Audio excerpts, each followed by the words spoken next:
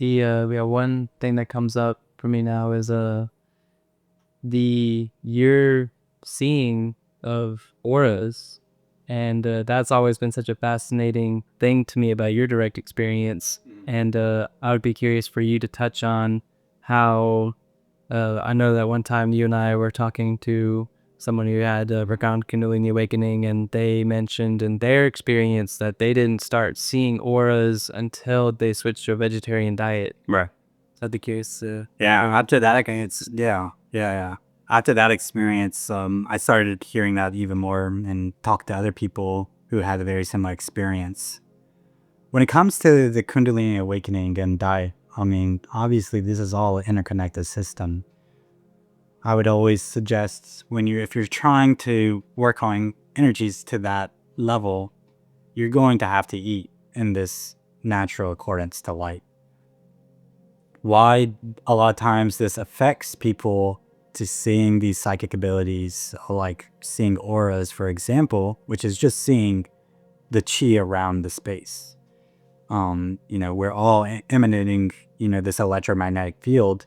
The eyes have the sensors to do it, but most people are just not allowing that connection in the actual system. They're filtering it out in their experience for whatever reasons, the health of the body. Talking about auras, what this actually means and what it means from a vegetarian diet, from a diet perspective.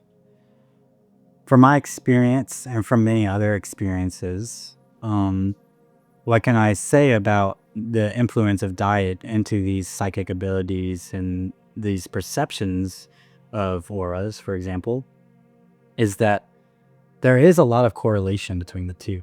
Now, obviously, it's not a one-to-one. It should never be a one-to-one when it comes to these type of things.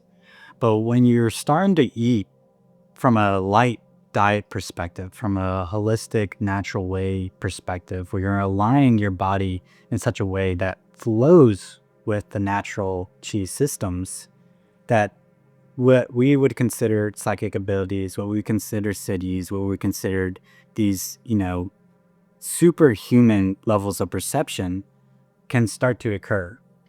Why auras? From my experience and from a lot of other experiences, when they start switching to these vegetarian diets where they're heavily eating way more fruit, having a lot more of this chi coming in, that they're able to start to see the chi not only in their own experience, but, around them and other people. Aura really is simply just the electromagnetic field that the body is emanating. Like, we have recorded auras, for tens of 20s, 30 years now. Like, we have the science to prove it. We have the cameras to prove it. This has been a very steady case.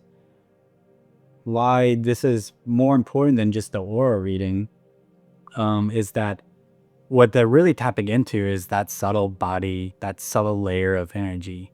Why a lot of people are gravitating towards auras is because it's almost this like evidential proof of psychic abilities, these weird levels of perception that we are starting to see pop up in just everyday children nowadays are really good signs of seeing how chi is actually flowing in the body.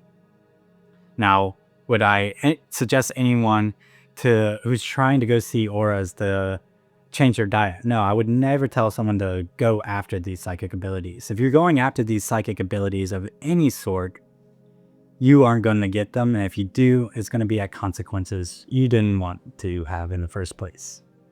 Now, what I would say is if you are going from a diet perspective, that when you're eating these high levels of light in your body, you will start to have these crazy sensations of deepening of your senses. The five senses are the ways in which we perceive all the world.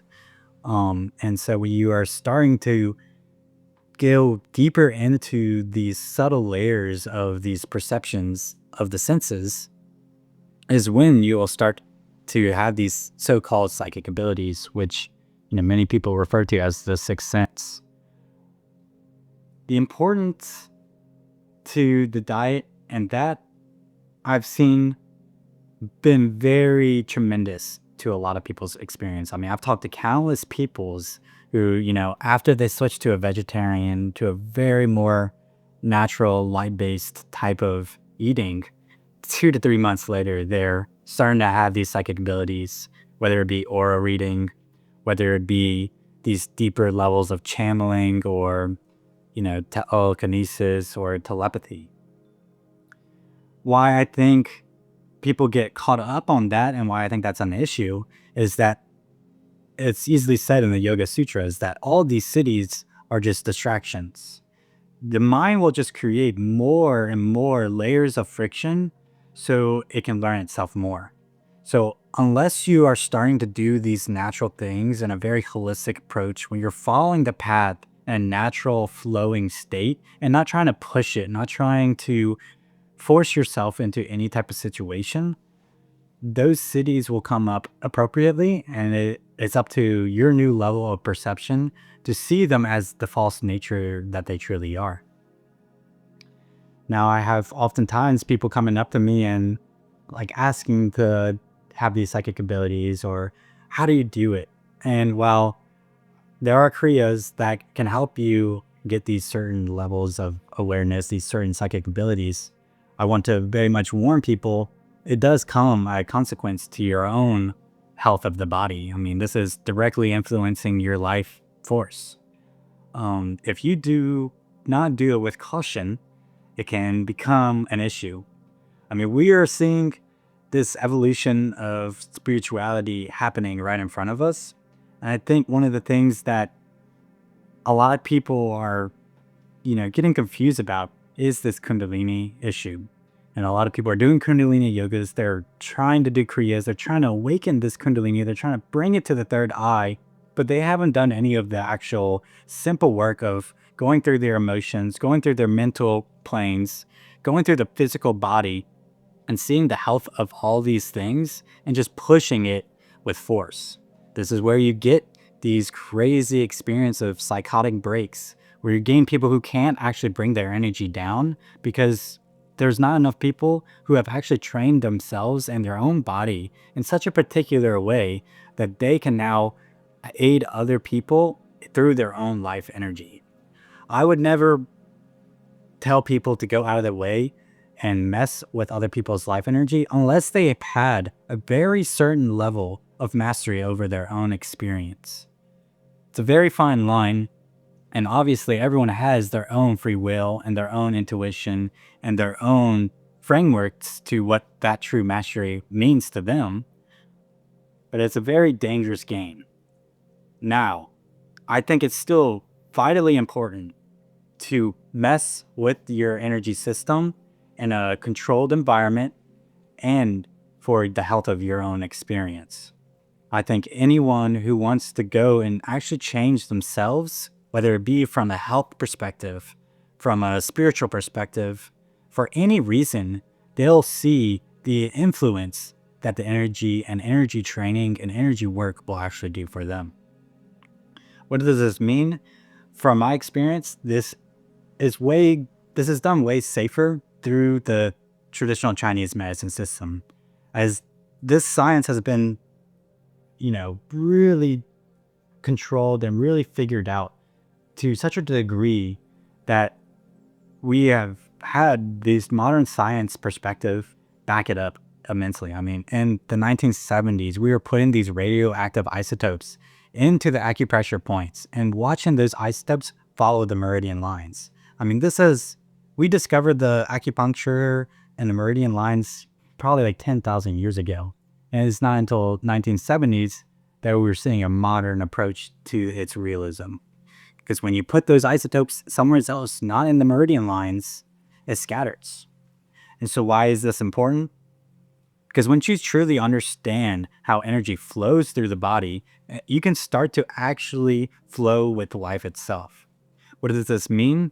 This means you're no longer resisting your experience anymore, and everything, you become that magnet. You have that ionized spine to the experiences, that the thoughts that come through that you actually want to jump upon can now be followed. They're now magnetizing. This is the law of attraction. And that's why I think any type of energy work, even from the simplest of chi sensing to greater senses of breath works, of tai chi, of qigong, super important for any holistic side, to any spiritual side, to any healthy side of the human body. This is one of my greatest passions, is to teach people who are ready for Kundalini awakening how to do it safely, how to not go into those crazy third eye psychosis states, how to bring it down, how to actually control the body. Because I was there. Look, I understand the intensity, the amazingness, the flair that these fiery Kundalini awakenings have. And I will never doubt the experiences, and I would always suggest it if the person's ready. Now, what I think most people don't understand is how to actually bring that energy back into the body. This is what embodiment is. It's so easy to bring the energy up to the third eye. I mean, anyone can do it. It's so easy. You just bring your awareness there, it's there. Now, what's really hard is how you bring that energy down into the body, how you get your body into a constant state of peace, a constant state of rest and digest. This is the issue that most of spirituality, most of the health system is failing at. And why I think the chi system, the subtle body, is one of the missing links to all this puzzle piece that we call health. So what can you do about that?